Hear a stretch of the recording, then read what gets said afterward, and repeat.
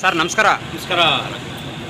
ನಾಡಿನಾದ್ಯಂತ ವಿಶ್ವದಾದ್ಯಂತ ನಾಳೆ 7ನೇ ತಾರೀಕು ಮಹರ್ಷಿ ವಾಲ್ಮೀಕಿಯವರ ಜಯಂತಿಯನ್ನು ಅದ್ದೂರಿಯಾಗಿ ಆಚರಣೆ ಮಾಡ್ತಾ ಇದ್ದಾರೆ. ಹಾಗಾಗಿ ವಾಲ್ಮೀಕಿ ಜಯಂತಿ ಅಂತಂದರೆ ಪ್ರಾರಂಭದಲ್ಲಿ ತಾವು ಒಂದು ಶ್ಲೋಕ ಹೇಳುವುದರ ಮುಖಾಂತರ ಪ್ರಾರಂಭ ಮಾಡಿ ಸರ್. ಶುಭಾಶಯ ಕೋರಿ ಸರ್. ನೋಡಿ, ಸಮಸ್ತ ನಾಡಿನ ವಾಲ್ಮೀಕಿ ಸಮುದಾಯ ಸಹೋದರರಿಗೆ ಮತ್ತು ಸಹೋದರಿಗೆ ಮತ್ತು ಎಲ್ಲ ಸಮಸ್ತ ಕನ್ನಡದ ಮನಸ್ಸುಗಳಿಗೆ ನಾಳೆ ಮಹರ್ಷಿ ವಾಲ್ಮೀಕಿರವರ ಜಯಂತ್ಯೋತ್ಸವ ಕಾರ್ಯಕ್ರಮ ಸರ್ಕಾರದ ಒಂದು ವತಿಯಿಂದ ಅದ್ದೂರಿಯಾಗಿ ನಡೆಯಲಿದ್ದು ಈ ಒಂದು ಶುಭಾಶಯವನ್ನು ಕೋರ್ತೇನೆ. ಕರ್ನಾಟಕ ಕಾವಲು ಪಡೆ ವತಿಯಿಂದ ಸಮಸ್ತ ನಾಡಿನ ಜನತೆಗೆ ಮಹರ್ಷಿ ವಾಲ್ಮೀಕಿರವರ ಜಯಂತಿಯ ಶುಭಾಶಯಗಳನ್ನು ತಿಳಿಸುವ ಮೂಲಕ ಮಹರ್ಷಿಯ ಒಂದಷ್ಟು ವಿಚಾರವನ್ನು ಕೊಡಬೇಕು ಅಂತ ನನ್ನ ಮನಸ್ಸಲ್ಲಿದೆ.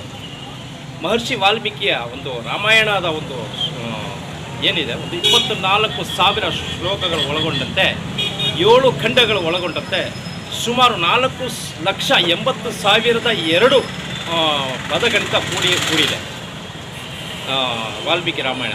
ಮತ್ತು ಅದೊಂದು ಸಂಸ್ಕೃತ ಒಂದು ಶ್ಲೋಕವನ್ನು ಹೇಳಕ್ಕೆ ಬಯಸ್ತೀನಿ. ಪೂಜಂತಂ ರಾಮರಾಮೇತಿ ಮಧುರಾಕ್ಷರಂ ಆರೋಹ್ಯ ಕವಿತಾ ಶಾಖಂ ಒಂದೇ ವಾಲ್ಮೀಕಿ ಕೋಕಿಲಂ. ಇದೊಂದು ಶ್ಲೋಕ. ಎಲ್ಲರಿಗೂ ಶುಭವಾಗಲಿ. ಮತ್ತೊಮ್ಮೆ ಮಹರ್ಷಿ ವಾಲ್ಮೀಕಿ ಜಯಂತಿಯ ಶುಭಾಶಯಗಳನ್ನು ಕೊಡ್ತೇನೆ. ಧನ್ಯವಾದ.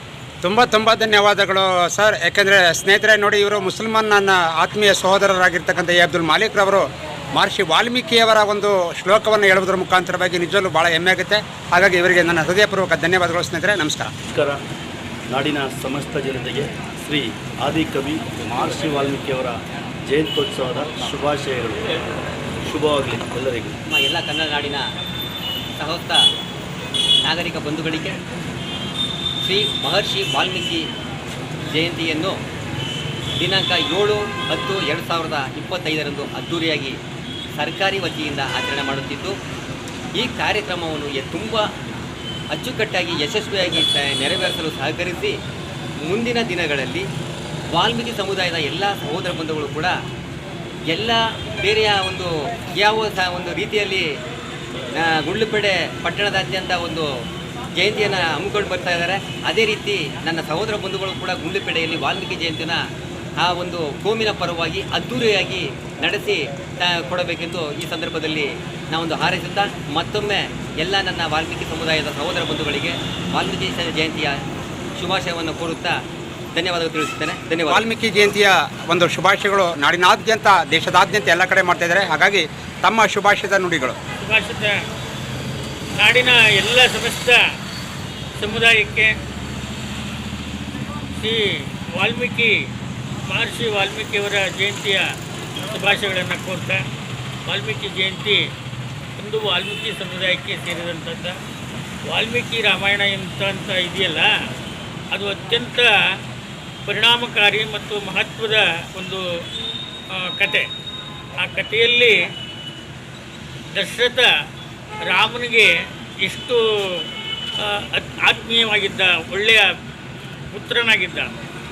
ಅಂಥ ಸಮಯದಲ್ಲಿ ತಂದೆಯ ಒಂದು ಮಾತನ್ನು ಅವನು ನಡೆಸ್ಕೊಡ್ಲಿಕ್ಕೆ ಇಡೀ ಸಾಮ್ರಾಜ್ಯವನ್ನೇ ತೊರೆದು ಕಾಡಿಗೆ ಹೋಗ್ತಾನೆ.